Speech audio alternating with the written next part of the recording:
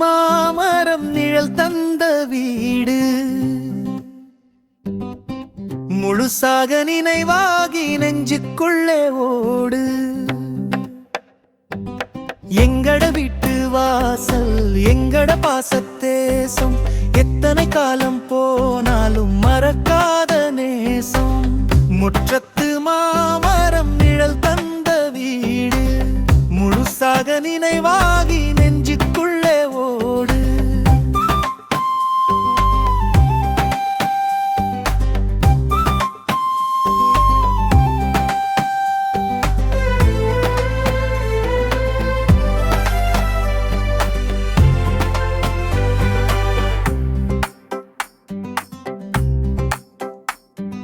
முள் முருங்கை கிழுவை தென்னை கொய்யா பூவரசோடு,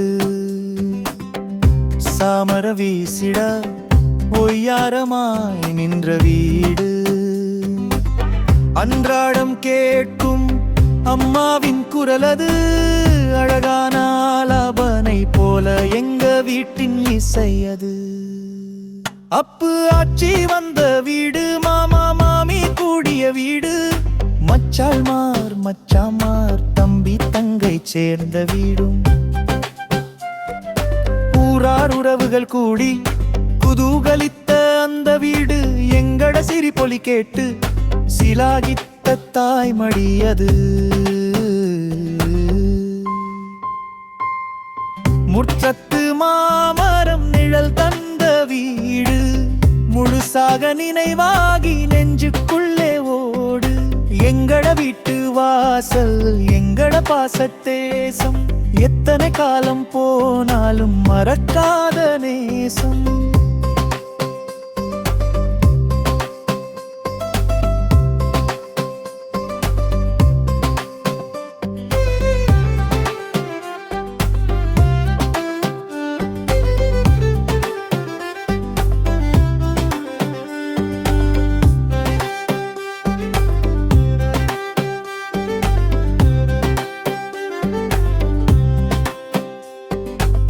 காலத்தால் வீசப்பட்டு நாங்கள் கலைந்து போன நாளில் அழுது கரைந்திருக்கும் அந்த வீட்டின் தனிமை யாருக்கு தெரியும்?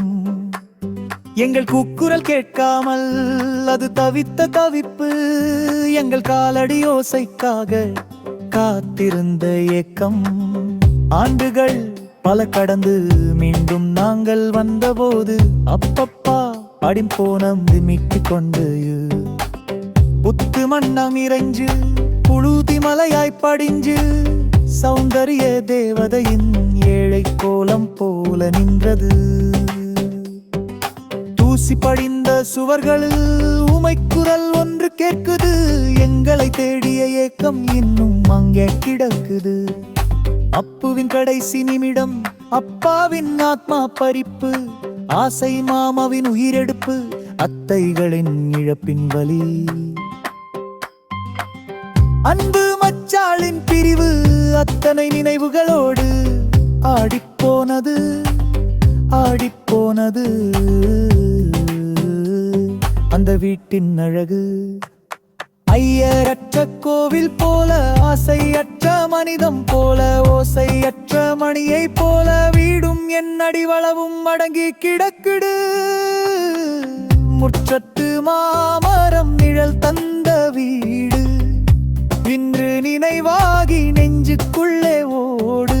எங்கட வீட்டு வாசல் எங்கட பாசத்தேசம், எத்தனை காலம் போனாலும் மறக்காத மறக்காத எங்கட நேசம்.